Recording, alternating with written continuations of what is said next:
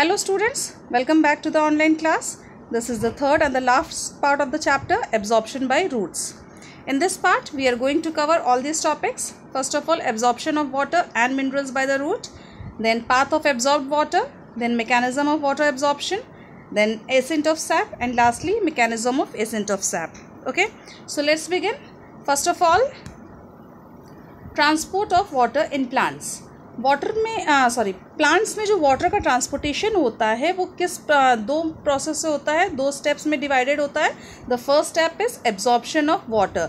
Roots के through water को absorb करके अदर पार्ट्स में भेजने के मेथड को हम ट्रांसपोर्ट ऑफ वाटर कहते हैं. यह आपके दो स्टेप्स में कंप्लीट होता है. The first step is absorption of water. Absorption of water में सबसे पहले रूट हेयर्स जो होती हैं वो वाटर को एब्जॉर्ब करके सॉइल से जाइलम तक पहुंचाती है, and then from xylem to the other parts of the plant. Xylem से क्या होता है, वाटर के मॉलिक्यूल्स जो होते हैं वो other parts of the plants में ट्रांसपोर्ट होते हैं, जैसे कि आपके लीव्स में, स्टेम्स में, शूट्स में, सारे जगह जाते हैं. ठीक है. And the second step for the transport of water is accent of SAP. Second step को हम क्या कहते हैं, एसेंट ऑफ सैप कहते हैं.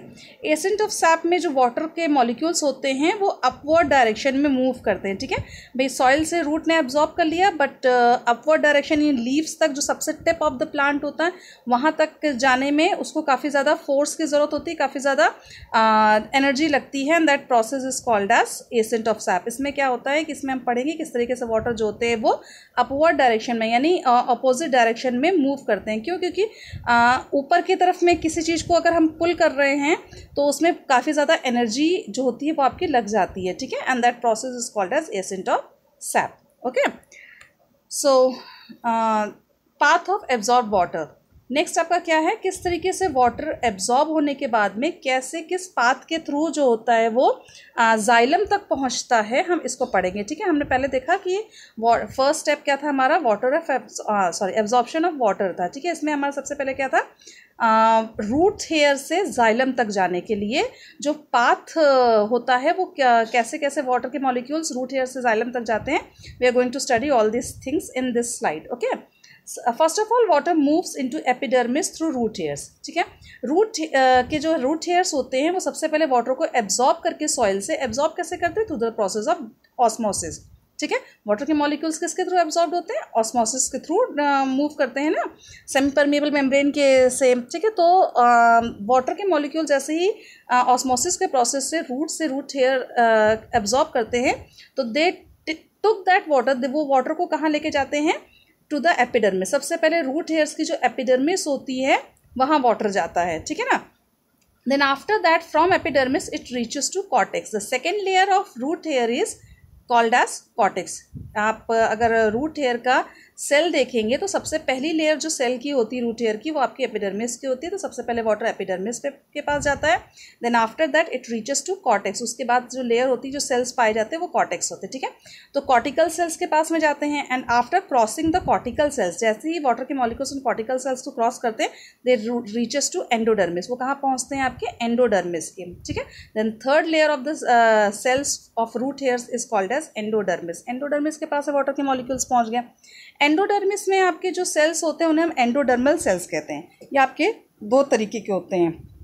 कुछ सेल्स को हम पैसेज सेल्स कहते हैं और दूसरे जो सेल्स होते हैं वो आपके नॉन पैसेज सेल्स कहलाते हैं. ठीक है ना.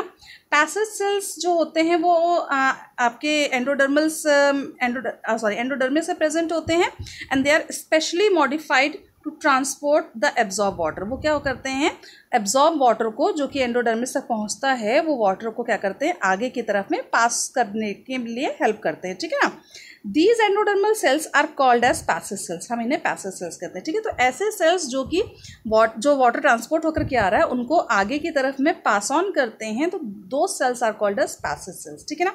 ये आपके वाटर के परमिएबल होते हैं, वाटर को परमिशन देते हैं कि आप आगे मूव कर सकते हैं, and because of that water जो होता है, वाटर के मॉलिक्यूल जो होते हैं वो आगे की तरफ में पास हो जाते हैं. ठीक है. कुछ सेल्स जो एंडोडर्मिस में होते हैं वो वाटर के मॉलिक्यूल्स को पास नहीं करने देते. They are impermeable to water. Why? Because of the presence of casparian thickening. उनमें क्या होता है, एक ब्लॉकेज होता है, that blockage is called as casparian thickening, और वो सबेरिन का बना हुआ होता है. ठीक है. किसका बना होता है वो जो ब्लॉकेज होता है, वो क्या चीज़ होती है, सबेरिन का डिपोजिशन हो जाता है उन सेल्स में, ठीक है ना। सबेरिन जो होता है वो हार्ड सब्सटेंस होता है और ये हार्डनेस प्रोवाइड करता है सेल में। तो सबेरिन का जैसे ही ब्लॉकेज, सबेरिन जैसे ही डिपॉजिट होने लगता है सेल्स में, तो वो सेल्स जो होते हैं आपके हार्ड इन नेचर हो जाते हैं, ब्लॉक्ड हो जाते हैं और किसी चीज़ को आगे पास नहीं करने देते, ठीक है। तो they are impermeable to water, वो पास नहीं करने देते। एंड उसे हम बोलते हैं कैस्पेरियन थिकनिंग, ठीक है। तो पैसिव सेल्स में वो कैस्पेरियन थिकनिंग नहीं पाई जाती है, इसलिए वो पास करने देते हैं, और कुछ सेल्स में वो कैस्पेरियन थिकनिंग प्रेजेंट होती है, इसलिए वो सेल्स जो होते हैं वो वाटर को पास नहीं करने देते, ठीक है। फ्रॉम एंडोडर्मिस, पैसिव सेल्स के, एंडोडर्मिस के जो पैसिव सेल्स होते हैं वहाँ से जो वाटर होता है वो आपका नेक्स्ट पेरिसाइकिल पे मूव करता है, ठीक है ना। तो उसके बाद वाले जो एंडोडर्मिस के बाद किसकी लेयर आती है, आपकी पेरिसाइकिल की लेयर आती है। तो वाटर अब कहाँ पहुँच गया, पेरिसाइकिल सेल्स के पास में पहुँच गया, ठीक है। From pericycle cells water reaches to xylem, pericycle cell से वाटर कहाँ जाता है, आपके जाइलम पे जाता है, ठीक है ना। वाटर जो होता है वो जाइलम पे पहुंचेगा, क्योंकि xylem use to conduct water to the whole part of the plants, है ना। एंड फ्लोएम के पास इसलिए नहीं आता क्योंकि फ्लोएम के पास में क्या होता है, मिनरल्स कंडक्शन होते हैं, मिनरल्स कंडक्ट करता है फ्लोएम, ठीक है ना। So water reaches to the xylem, xylem के पास जाता है, ठीक है। Through the xylem tube the water moves up through to the stem to reach the leaves, ठीक है ना। अब क्या होता है वहाँ जाइलम से क्या होता है, जाइलम में कई सारे ट्यूब्स, अब वो जाइलम जो होते हैं वो पूरे प्लांट से प्रेजेंट है, ठीक है ना। जाइलम्स क्या होते हैं, पूरे प्लांट में अपनी एक ट्यूब या आप कह सकते हैं पाइप, जो पाइप जैसे जाइलम्स जो होते हैं वो पूरी ट्यूब्स पूरे प्लांट में जाइलम के फैले होते हैं, और वो क्या करते हैं, वो स्टेम से होते हुए लीव्स तक में वाटर को पहुँचाने में हेल्प करते हैं, okay. The water movement from one cell to another is brought about by turgor pressure. अब एक सेल से दूसरे सेल में जो वाटर का ट्रांसपोर्टेशन हो रहा है, जैसे कि आपका सबसे पहले कहाँ गया, एपिडर्मिस में गया, देन कॉर्टिकल सेल्स में गया, देन देन एंडोडर्मिस में, then pericycle and then xylem, and xylem से then again cell to cell water जो हो रहा है वो ऊपर की तरफ में मूव कर रहा है। That it's due to the turgor pressure. वो क्यों होता है, टर्गर प्रेशर के कारण में। टर्गर प्रेशर आपको मैंने इससे पहले वाली वीडियो में मैंने आपको बताया टर्गर प्रेशर क्या होता है। जब सेल्स जो होते हैं वो वाटर एब्जॉर्ब करके फूल जाते हैं, स्वेल्ड अप हो जाते हैं, तो उनमें एक प्रेशर डेवलप होता है, and that pressure is called as turgor pressure. उसे हम क्या कहते हैं, टर्गर प्रेशर कहते हैं, ठीक है। तो the movement of water molecules from one cell to another is brought about by turgor pressure. ये किससे होता है, टर्गर प्रेशर के थ्रू होता है, ठीक है। तो this is the path how water from root hair reaches to xylem. किस तरीके से रूट हेयर से जाइलम तक वाटर जाता है, ये आपका पाथ है। This thing I can show you with the help of a diagram. See, this is a diagram in which water of absorption is being shown. This is called as mechanism of water absorption. आप इसमें diagram में देख सकते हैं कि root hair, ठीक है ना। आप यहाँ पे देखिए कि रूट हेयर दिया हुआ है, this is given as root hair, ठीक है ना। ये आपका रूट हेयर है। रूट हेयर में वैक्यूल्स, रूट हेयर के थ्रू वैक्यूल्स प्रेजेंट होते हैं, ठीक है। इनमें क्या होता है, आपके रूट हेयर्स वाटर को एब्जॉर्ब करते हुए, येलो लाइन आपको दिख रही होगी, एरोज दिख रहे होंगे। तो वाटर जो है वो ऊपर की तरफ में सबसे पहले कहाँ मूव कर रहा है, सबसे पहली लेयर जो होती है वो एपिडर्मिस की लेयर होती है, ठीक है ना। एपिडर्मिस में मूव कर रहा है, ठीक है। एपिडर्मिस से होते हुए वाटर कहाँ पहुँच रहा है, आपके कॉर्टेक्स में पहुँच रहा है, ठीक है ना। कॉर्टेक्स से होते हुए आपका कहाँ जाता है, ये एंडोडर्मिस में जा रहा है, ठीक है। ये आपका जो ब्राउन कलर के सेल्स दिख रहे हैं, this is called as cortex. इसे हम क्या कहते हैं, कॉर्टेक्स कहते हैं, ठीक है ना।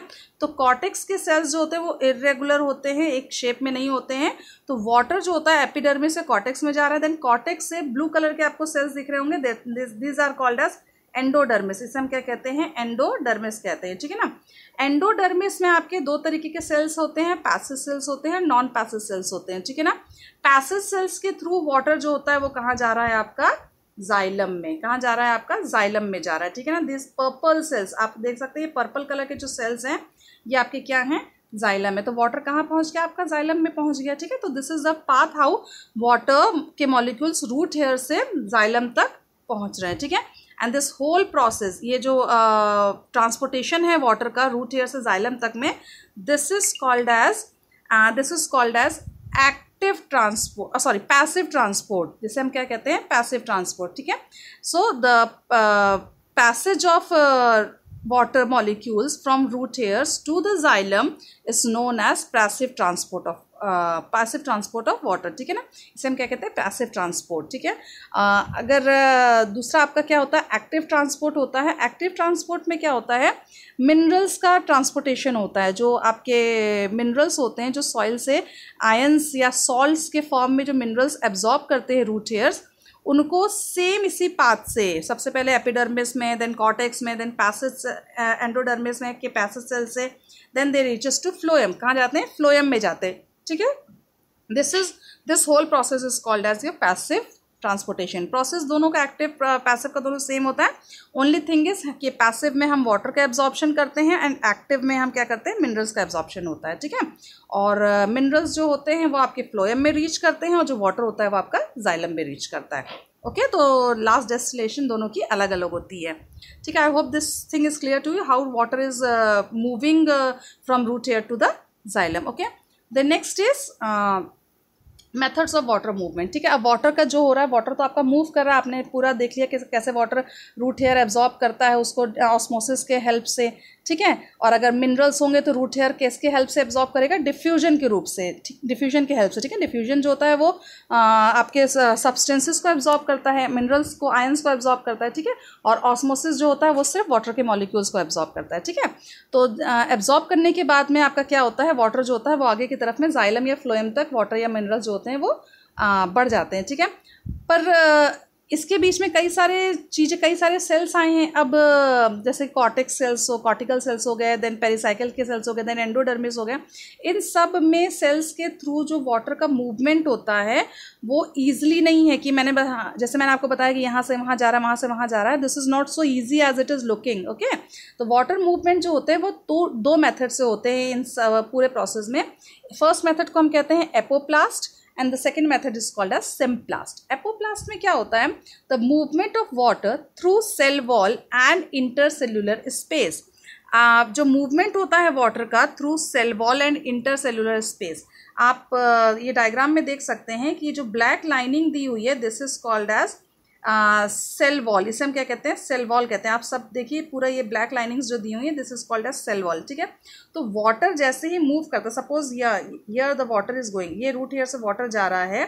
अगर वाटर ये ब्लैक लाइन से होते हुए आगे अगर बढ़ रहा है, so this is called as your apoplast movement. इसे हम क्या कहेंगे, एपोप्लास्ट मूवमेंट कहेंगे। Suppose this are the cells क्या होते हैं, एक दूसरे से बहुत ज़्यादा पास में अटैच नहीं होते हैं, थोड़ा सा गैपिंग होती है इन दोनों के बीच में, इन सेल्स के बीच में।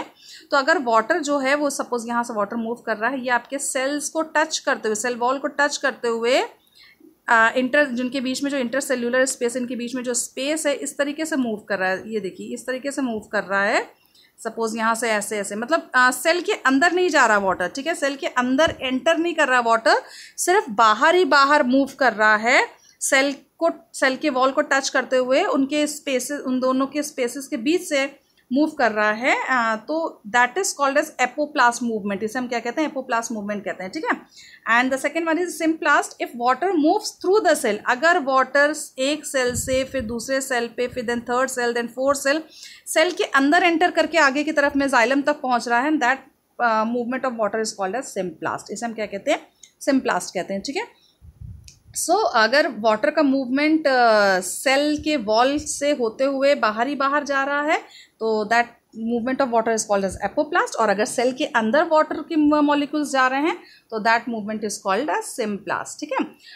अगर एक्टिव ट्रांसपोर्ट होता है तो जनरली सिम्प्लास्ट का जो मॉलिक्यूल्स होते हैं वो सिम्प्लास्ट के थ्रू मूव करते हैं। यानी जितने भी आपके आयंस होते हैं, जो मिनरल्स होते हैं, जो सॉल्ट्स होते हैं, वो अगर डिफ्यूजन के मेथड से वो रूट हेयर्स उसको एब्जॉर्ब करते हैं and then they move from cell to cell. वो क्या करते हैं, एक सेल के अंदर से होते हैं दूसरे सेल पे, then the third, then fourth, वो आगे की तरफ मूव करते हैं। And this is called as symplast movement, okay. Generally ions के लिए आपका सिम्प्लास्ट मूवमेंट यूज़ होता है, या आप कह सकते हैं एक्टिव ट्रांसपोर्ट के लिए सिम्प्लास्ट का मूवमेंट यूज़ होता है।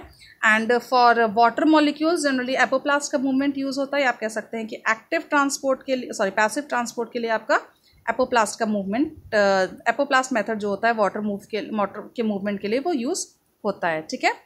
I hope this is clear to you. मैं फिर से रिपीट कर देती हूँ आपको कि जो वाटर का मूवमेंट होता है वो रूट हेयर, जो वाटर के मूवमेंट होता है वो ऑस्मोसिस के थ्रू होता है। मिनरल्स और आयंस का जो एब्जॉर्प्शन होता है वो डिफ्यूजन के मेथड के होता है, ठीक है ना।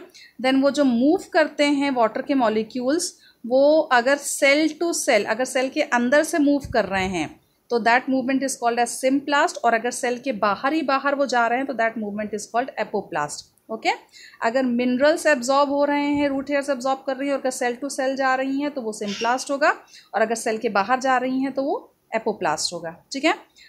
मूव कैसे करते हैं? रूट हेयर से पहले एपिडर्मिस में जाते हैं, एपिडर्मिस से देन वो जाते हैं आपके कहाँ पे, कॉर्टिकल सेल्स में, देन कॉर्टिकल सेल्स से आपके एंडोडर्मिस में। एंडोडर्मिस में जो होता है वो आपका पैसेज सेल्स के थ्रू होते हुए they goes to pericycle, and then water है तो जाइलम तक, और अगर मिनरल्स है तो फ्लोएम तक। Okay, I hope this is all clear to you कैसे वाटर मूव कर रहा है।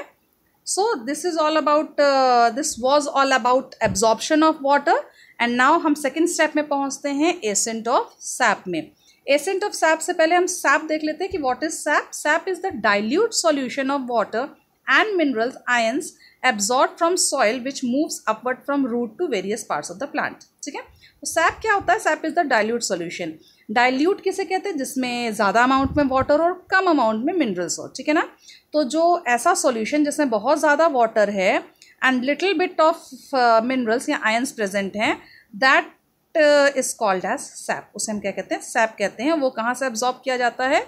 सॉइल से एब्जॉर्ब किया जाता है, यानी सॉइल से वाटर के फॉर्म में थोड़ा बहुत मिनरल उसमें मिला करके हम उसको एब्जॉर्ब करते हैं, which moves upward from root to various parts of the plant, जो कि रूट से होते हुए पूरे प्लांट्स की बॉडी में सर्कुलेट होता है, ठीक है। तो जो सॉल्यूशन है which is dilute in nature is called as sap. उसे हम क्या कहते हैं?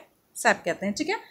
So now the point comes, what is ascent of sap? अब ascent of sap क्या होता है? The upward movement of water from root to the aerial parts of the plant body is called as ascent of sap, ठीक है।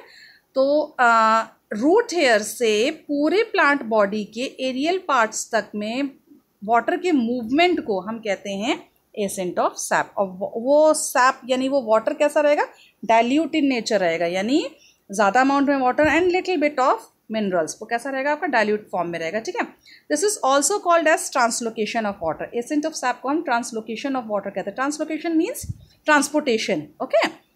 It is about to know how water moves in plants to such great heights. इसमें हम क्या पढ़ते हैं? किस तरीके से वाटर बड़े बड़े प्लांट्स में, क्योंकि छोटा प्लांट होगा तो ईजिली वाटर मूव कर जाएगा, पर क्योंकि बहुत हाइटेड प्लांट्स में किस तरीके से वाटर मूव करता है, हम इसके बारे में एसेंट ऑफ सैप में पढ़ेंगे, okay. The next is mechanism of ascent of SAP. अब किस तरीके से पूरा प्रोसेस होता है एसेंट ऑफ सैप का, हम इसके बारे में देखते हैं। तो there are 3 mechanism of ascent of sap. Ascent of sap के लिए 3 मैकेनिज्म, 3 मेथड्स यूजफुल हैं। तो पहला मेथड है आपका root pressure. The first method is called as root pressure. Root pressure क्या होता है? जब रूट्स में जो प्रेशर डेवलप होता है उस प्रेशर को हम कहते हैं रूट प्रेशर। ये रूट प्रेशर डेवलप क्यों होता है? देखिए, जब आप लोगों ने लीव्स, सबको पता है कि लीव्स में क्या होता है? स्टोमेटास प्रेजेंट होते हैं। लीव्स में मेसोफिल सेल्स पाए जाते हैं। इन मेसोफिल सेल्स में स्टोमेटास प्रेजेंट होते हैं, ठीक है। एट नाइट, दिन के समय तो स्टोमेटास आपके ओपन होते हैं, ठीक है। एक्सेस अमाउंट में ट्रांसपिरेशन होता है, एवोपरेशन होता है वाटर का, ठीक है। तो जितना वाटर अंदर एब्जॉर्ब हो रहा है उतना ही वाटर एवोपरेट हो रहा है, ठीक है। पर एट नाइट जब स्टोमेटास क्लोज हो जाते हैं, जब बंद हो जाते हैं, तब क्या होता है? वाटर कहाँ जाता है आपका? वाटर जो होता है, क्योंकि अब एवोपरेशन तो हो नहीं रहा, बाहर तो निकल नहीं रहा वाटर, पर रूट हेयर्स तो हो रही हैं, वाटर को एब्जॉर्ब कर रही हैं, ठीक है। तो उसमें क्या होता है? जैसे एब्जॉर्ब करती जाती तो सेल्स क्या हो जाते हैं? एकदम टर्जिड हो जाते हैं, फूलने लगते हैं, और उन सेल्स के कारण में वो रूट हेयर्स में जो सेल्स प्रेजेंट है वो क्या हो जाते हैं? टर्जिड हो जाते हैं, और उनमें एक प्रेशर डेवलप होने लगता है, जो कि क्योंकि रूट के सेल्स हैं तो वो प्रेशर डेवलप करते हैं। That pressure is called as root pressure. उस प्रेशर को हम क्या कहते हैं? रूट प्रेशर कहते हैं, ठीक है। अब इसमें क्या होता है? रूट प्रेशर जो होता है ये हेल्प करता है वाटर को ऊपर की तरफ में मूव करने के लिए। कहाँ मूव करने के लिए? स्टेम में जाने के लिए, ठीक है। मैंने आपको पहले भी बताया कि टर्गर प्रेशर जो होता है वो हेल्पफुल होता है वाटर को ऊपर की तरफ में मूव करने के लिए, ठीक है। तो क्योंकि जब सेल्स आपके टर्जिड हो जाते हैं, उसमें प्रेशर बनने लगता है, तो वाटर क्या होता है? ऊपर की तरफ में अपवर्ड डायरेक्शन में मूव करता है, ठीक है। ये बहुत ज़्यादा हेल्पफुल नहीं होता, क्योंकि अगर बहुत ज़्यादा हाइटेड प्लांट्स हैं, बहुत ज़्यादा हाइट वाले प्लांट्स हैं, तो वाटर जो होते हैं वो बहुत ज़्यादा ऊंचाई तक रूट प्रेशर के थ्रू नहीं जा सकते, ठीक है। अगर छोटे छोटे हर्बेशियस प्लांट है तो water can move to the leaves, वो लीव्स तक पहुंच जाते हैं। पर अगर बहुत हाइटेड प्लांट्स जैसे ट्रीज हो गई तो उसके लिए रूट प्रेशर जो होता है आपका वो बहुत ऊपर तक एसेंट ऑफ सैप में यानी वाटर के ट्रांसलोकेशन में हेल्प नहीं कर पाते हैं, ठीक है। इसमें क्या होता है कि जब रूट प्रेशर बहुत ज़्यादा डेवलप होने लगता है तब वाटर कैसे आपके सेल्स बर्स्ट ना करें, इसके लिए क्या होता है आपका एक मेथड है जिसका नाम है गटेशन। इसे क्या कहते हैं? गटेशन, जो कि आपके लीव्स में जो एजेस होती हैं, लीव्स की जो कॉर्नर में जो एजेस होती हैं, दैट एजेस में क्या होता है हाइथाडोट्स सेल्स पाए जाते हैं, हाइथाडोट्स पाए जाते हैं। इन हाइथाडोट्स में क्या होता है, ये आपके एरियल पार्ट्स होते हैं प्लांट के। जब रूट प्रेशर बहुत ज़्यादा डेवलप होता है, नाइट में जब बहुत ज़्यादा प्रेशर बढ़ जाता है सेल्स का वाटर एब्जॉर्प्शन के कारण में, तो इन्हीं हाइथाडोट्स के थ्रू वाटर जो होते हैं वो बाहर ऊज आउट करता है, ठीक है। आप कभी कभी देखते होंगे मॉर्निंग में, अगर आप बहुत छोटे छोटे जैसे ग्रासेस हो गए, ग्रासेस के ऊपर में आप जाके गार्डन में देखिए, वाटर जो होगा पूरे ग्रासेस के ऊपर में छोटे छोटे वाटर के ड्रॉपलेट्स प्रेजेंट होंगी, ठीक है ना। क्यों ऐसा होता है? पानी तो गिरा नहीं है, पर ऐसा क्यों होता है? क्योंकि स्टोमेटास क्लोज हो चुके होते हैं रात में। अब पानी जो है वो ऑलरेडी एब्जॉर्ब तो हो ही रहा है, तो वो पानी निकलेगा कैसे? क्योंकि काफ़ी ज़्यादा प्रेशर डेवलप हो चुका है, ठीक है ना। तो वो पानी निकलता कैसे है? Through hydathodes, guttation. And this process को हम कहते हैं गटेशन, यानी ट्रांसपिरेशन नहीं हो रहा है, एवापोरेशन नहीं हो रहा है वाटर का, तब भी वाटर जो हो रहा है प्लांट की बॉडी से बाहर आ रहा है through aerial parts of the plants, and this process is called as guttation. इसे हम क्या कहते हैं? गटेशन कहते हैं। सो दिस प्रूव्स ऑल्सो, ये आपको प्रूव भी कर रहा है कि वाटर का एब्जॉर्प्शन जो हो रहा है वो हो करके लीव्स के टिप तक, लीव्स के एजेस तक वाटर जो है वो ईजिली पहुंच जा रहा है, ठीक है। पर अगर बहुत ज़्यादा हाइटेड प्लांट्स होंगे तो उसमें ये गटेशन का प्रोसेस नहीं हो पाएगा, क्योंकि वाटर जो है रूट प्रेशर के थ्रू बहुत ही छोटे छोटे प्लांट्स में उनके लीव्स तक पहुंच सकता है, ठीक है। तो रूट प्रेशर जो होता है वो वाटर को ट्रांसपोर्ट करने में हेल्प तो करता है, पर हाइटेड प्लांट्स के लिए यूज़फुल नहीं है, सिर्फ छोटे छोटे हर्बेशियस प्लांट्स के लिए यूज़फुल है। Okay, the next mechanism is transpiration pull. Next क्या होता है आपका? Transpiration pull. जैसे मैंने आपको बताया कि स्टोमेटास जो होते हैं वो ट्रांसपिरेशन में वाटर के एवापोरेशन में हेल्प करते हैं, बहुत इंपॉर्टेंट रोल प्ले करते हैं, ठीक है ना। स्टोमेटास जो होते हैं वो आपके उनके जो आपके किडनी शेप के होते हैं, बीन शेप के होते हैं, ठीक है। जो किडनी शेप के सेल्स होते हैं उन्हें हम कहते हैं, उन्हें हम स्टोमेटास कहते हैं। ये क्या, इनके बाहर की तरफ में जो होते हैं वो कुछ फ्लावर एक सेल्स की लेयरिंग होती है, वो सेल्स को हम सब्सिडरी सेल्स कहते हैं, ठीक है ना। और जो आपके जो किडनी शेप के बीच का जो गैप होता है, जब ओपन होता है स्टोमेटा तो दोनों के बीच का एक गैप आता है, दो किडनीज के बीच, दो लेयर्स, दो सेल्स के बीच में, जो कि गार्ड सेल्स कहलाते हैं। जो आपका किडनी शेप में सेल होता है उन्हें हम गार्ड सेल्स कहते हैं। गार्ड सेल्स के बाहर के जो सेल्स की लेयर होती है उन्हें हम सब्सिडरी सेल्स कहते हैं, ठीक है। तो गार्ड सेल्स के बीच का जो गैप होता है, जब वो ओपन होते हैं, जो गैप डेवलप होता है, that gap is called as stoma. उसे हम क्या कहते हैं? स्टोमा कहते हैं, ठीक है। आई रिपीट अगेन, आपके जो स्टोमेटास होते हैं वो गार्ड सेल्स के बने हुए होते हैं, जो कि बीन शेप्ड होते हैं। इनके चारों तरफ में सब्सिडरी सेल्स प्रेजेंट होती हैं। जब ये स्टोमेटास आपके ओपन होते हैं तो जो दोनों गार्ड सेल्स के बीच में जो गैप डेवलप होता है, that gap is called as stoma. उसे हम क्या कहते हैं? स्टोमा कहते हैं। वहीं से आपका वाटर के मॉलिक्यूल्स क्या करते हैं? बाहर की तरफ में एवापोरेट होते हैं, ठीक है। अब इनमें क्या होता है? आपके इन्हीं गार्ड सेल्स में क्लोरोप्लास्ट भी प्रेजेंट होता है, ठीक है। क्लोरोप्लास्ट प्रेजेंट होता है, ठीक है। अब जैसे ही वाटर का एब्जॉर्प्शन, रूट हेयर्स जैसे ही वाटर को एब्जॉर्ब करती हैं, वो क्या करती हैं? जाइलम वेसल्स तक पहुंचाती हैं। जाइलम वेसल्स क्या करते हैं? उनको लीव्स तक पहुंचाने का काम करते हैं, और लीव्स के थ्रू स्टोमेटास वो क्या करते हैं? वाटर जो होता है वो बाहर की तरफ में आ जाता है, ठीक है। अब जैसे ही, क्योंकि जितने अमाउंट में वाटर का एब्जॉर्प्शन तो धीरे धीरे हो रहा है, क्योंकि वो एक सेल से दूसरे सेल से होते हुए ऊपर तक पहुंचता है। काफ़ी हाइटेड प्लांट्स में होता है तो टाइम लेता है, ठीक है। पर एवापोरेशन जो हो रहा है वो बहुत क्विक प्रोसेस है, बहुत ज़्यादा क्विक प्रोसेस है, बहुत तेज़ी से एवापोरेशन होता है पानी का, ठीक है। तो इसके कारण क्या होता है? एक टेंशन, एक नेगेटिव प्रेशर डेवलप होता है, प्लांट में या लीव्स में क्या होता है, नेगेटिव प्रेशर डेवलप होता है। ठीक है, ये नेगेटिव प्रेशर जो होता है वो हेल्प करता है ट्रांसपिरेशन के लिए। क्या करता है, ट्रांसपिरेशन पुल के लिए फोर्स करता है। ठीक है, जैसे ही लीव्स में एक्सेस अमाउंट में वाटर क्योंकि बाहर जा रहा है और धीरे धीरे वाटर जो है वो ऊपर की तरफ में बढ़ रहा है। ठीक है, तो इसके कारण में एक टेंशन, एक नेगेटिव प्रेशर डेवलप होता है जो कि ट्रांसपिरेशन पुल को डेवलप करता है। इसमें क्या होता है, वाटर के मॉलिक्यूल्स क्योंकि ट्रांसपिरेट हो रहे हैं तो वो क्या कर रहे हैं, वो एक सक्शन प्रेशर डेवलप करते हैं आपके लीव्स में, जिसके कारण वाटर के मॉलिक्यूल्स जो होते हैं वो ऊपर की तरफ में आता है। जो चेन आपके वाटर के मॉलिक्यूल्स की बन रही है ऊपर की तरफ में आने में, वो ब्रेक नहीं होती है।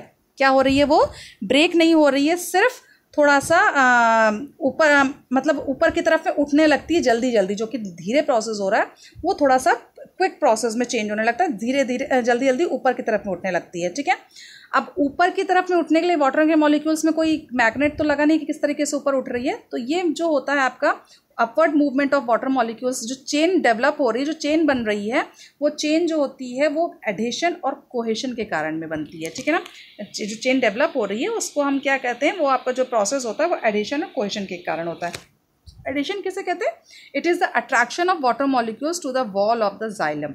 इसे क्या कहते हैं, अट्रैक्शन ऑफ वाटर। अब जैसे जाइलम की वॉल, जैसे कि आपने एक पाइप देखा है, पाइप में क्या होता है, वाटर जो होता है वो आगे की तरफ में बढ़ता है। तो ठीक है, तो पाइप की जो वॉल्स होती हैं वो क्या करते हैं, वाटर के मॉलिक्यूल्स को अपनी तरफ अट्रैक्ट करते हैं, अपनी तरफ में खींचते हैं। ठीक है, तो इस प्रोसेस को हम कहते हैं एडिशन। जब किसी भी जाइलम की जो वॉल होती है, जाइलम का जो कॉर्नर, जो कि जैसे कि पाइप में जो दोनों साइड में जो वॉल होती है, उससे हम वैसे ही आप समझ लीजिए जाइलम भी होता है। जाइलम की जो वॉल होती है वो वाटर के मॉलिक्यूल्स को क्या करती है, अपनी तरफ में अट्रैक्ट करती है, खींचती है, पुल करती है। ठीक है, this process is called adhesion, इसे हम एडिशन कहते हैं। कोहेशन में क्या होता है, it is attraction of one water molecule to the other water molecule. अब कोहेशन में क्या होता है, जैसे पहले वाटर मॉलिक्यूल को जाइलम की वॉल ने अपनी तरफ में खींचा। ठीक है, अब इसके पीछे जो वाटर का सेकेंड मॉलिक्यूल था उसे क्या किया, फर्स्ट वाटर मॉलिक्यूल ने अपनी तरफ में खींच लिया। मैं आपको दिखाती हूँ। सपोज ये आपके वाटर के मॉलिक्यूल्स हैं। ठीक है ना, ये वाटर के मॉलिक्यूल्स हैं, ये आपके जाइलम वेसल्स हैं। ठीक है, अब ये आपकी ट्यूब हो गई जाइलम की। ठीक है, वाटर मॉलिक्यूल्स यहाँ पे रखे हुए हैं। जाइलम की वॉल जो है, ये आपकी जो वॉल है जाइलम की, क्या करेगी, वाटर को अपनी तरफ में खींच लेगी। तो वाटर के मॉलिक्यूल्स यहाँ पे आ गए। जो सेकेंड वाटर का मॉलिक्यूल है, जो सेकेंड नंबर पे है, वो क्या करेगा, फर्स्ट नंबर उसको अपनी तरफ में खींच लेगा। ये वाटर मॉलिक्यूल यहाँ पड़ गया। फिर सेकेंड वाटर मॉलिक्यूल क्या करेगा, थर्ड वाले को अपनी तरफ में खींच लेगा। ठीक है, देन अगेन क्या होगा, फोर्थ वाला अपनी तरफ में आएगा। इस तरीके से अब जिसके पहले वाला था वो और ऊपर की तरफ में आ जाएगा। इस तरीके से क्या होता है, वाटर के मॉलिक्यूल जो होते हैं वो एक दूसरे के साथ में अट्रैक्ट होकर के आगे की तरफ में बढ़ते जाते हैं। ठीक है, तो जाइलम के जो वॉल्स होते हैं वो वाटर के मॉलिक्यूल्स को जब अपनी तरफ में अट्रैक्ट करते हैं, पुल करते हैं, that process is called as adhesion. और जब एक वाटर मॉलिक्यूल अपने ही पीछे लगे हुए दूसरे वाटर मॉलिक्यूल को खींचता है तो that process is called as cohesion. Okay, मैं इसको एक और एग्जांपल से आपको बताना चाहूँगी। सपोज मैंने आपके क्लास के बच्चों की लाइन लगवा दी है। ठीक है, और आपको इंस्ट्रक्शन जो सबसे पहले आगे है उसको इंस्ट्रक्शन दिया गया कि जैसे ही जैसे आपकी सीटी या वेसल बचती है वैसे ही आप आगे की तरफ में बढ़ेंगे। ठीक है, तो टीचर ने आपकी विसल बजाई है तो आपने क्या किया कि पहला वाला स्टूडेंट जो है वो आगे की तरफ में बढ़ा और उसने क्या किया है, दूसरे वाले जो उसके पीछे जो बच्चा खड़ा हुआ है उसका क्या किया, हैंड पकड़ा हो। तो जैसे वो आगे बढ़ेगा तो पीछे वाला भी उसके आगे बढ़ेगा। सेकंड नंबर पे जो खड़ा है उसने थर्ड नंबर का हाथ पकड़ा हो तो वो भी आगे की तरफ में खींचेगा। ठीक है, तो जितने भी स्टूडेंट्स हैं वो सब क्या हैं, एक दूसरे का हाथ पकड़े हुए हैं। ठीक है ना, एंड वो क्या करते हैं, जब पहला अपनी जगह से खींचेगा तो सब पीछे वाला भी खींचता ही चला आएगा। ठीक है ना, उसकी तरफ में।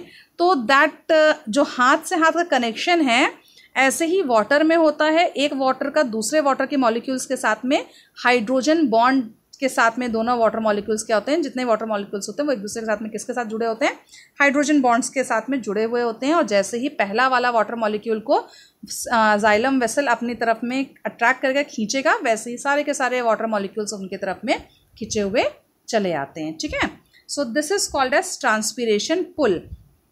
तो लीव्स के ट्रांसपीरेशन के कारण में जो नेगेटिव प्रेशर, जो टेंशन डेवलप हो रही है, वो नेगेटिव प्रेशर के कारण में वाटर के मॉलिक्यूल्स जो होते हैं वो तेज़ी से ऊपर की तरफ में खींचते हैं। So this is called as, अब ट्रांसपिरेशन क्या कर रहा है, उसको तेजी से अपनी तरफ में पुल कर रहा है, ठीक है, तो this is called as transpiration pull. The third method of ascent of sap is capillarity. Third method को हम क्या कहते हैं, कैपिलैरिटी कहते हैं। अब आपकी जाइलम के चैनल्स में जो होते हैं कि फाइन कैपिलरी ट्यूब्स होते हैं, जो आपका जाइलम है उसमें क्या होता है, बहुत पतली पतली कैपिलरी ट्यूब्स होती हैं जहाँ पे वाटर क्या करता है, राइज करता है automatically due to the force of surface tension, ठीक है ना। जो भी आपकी पतली पतली ट्यूब्स होती हैं जिन्हें हम कैपिलरीज कहते हैं जाइलम की, इनमें क्या होता है, एक टेंशन डेवलप होता है, एक सक्शन प्रेशर डेवलप होता है, जिसके कारण में क्या होता है, वाटर जो होता है वो ऑटोमेटिकली अपनी ऊपर की तरफ में खिंचता चला जाता है, ठीक है। इसको आप ट्रांसपिरेशन पुल से थोड़ा सा मैच कर सकते हैं। आपने देखा होगा कि जब आप आप जब कोल्ड ड्रिंक पीते हैं तो स्ट्रॉ के थ्रू जब पीते हैं तो ऊपर की तरफ में जैसे ही आप सक करते हैं, सक करते हैं, तो क्या करते हैं, नीचे से कोल्ड ड्रिंक जो होती है वो ऊपर की तरफ में खींची चली जाती है, ठीक है। तो वैसा ही कैपिलरी में भी होता है। कैपिलरी आपकी ट्यूब है, जैसे ही सक्शन पावर डेवलप होता है तो क्या होता है, सेक्शन प्रेशर डेवलप हो रहा है तो क्या होता है, वाटर के जो मॉलिक्यूल्स हैं वो ऑटोमेटिकली ऊपर की तरफ में राइज करने लगते हैं। और ये ऑटोमेटिकली राइज कैसे होता है और ये सेक्शन पावर डेवलप कैसे होता है, सक्शन पावर डेवलप हो रहा है ट्रांसपिरेशन के कारण में, जिसे हम ट्रांसपिरेशन पुल कह रहे हैं। और जो वाटर के मॉलिक्यूल्स जो ऑटोमेटिकली राइज कर रहे हैं वो कैसे हो रहा है, आपका एडिशन और कोहेशन के थ्रू हो रहा है, ठीक है। यानी इनके बीच में वाटर हाइड्रोजन बॉन्ड्स हैं जो कि जब जाइलम की वॉल्स जब अट्रैक्ट करती है तो पूरे के पूरे वाटर मॉलिक्यूल्स ऊपर की तरफ में राइज करने लगते हैं। Okay, I hope this mechanism of ascent of sap is being clear to you. कोई प्रॉब्लम नहीं होनी चाहिए आपको। This was the last slide of the chapter and here the chapter ends and this is very important. Mechanism of ascent of sap बहुत important है, अच्छे से आप लोग पढ़िएगा। नेक्स्ट चैप्टर की वीडियो बहुत जल्दी आपके पास पहुंचेगी। Till now take care, God bless you.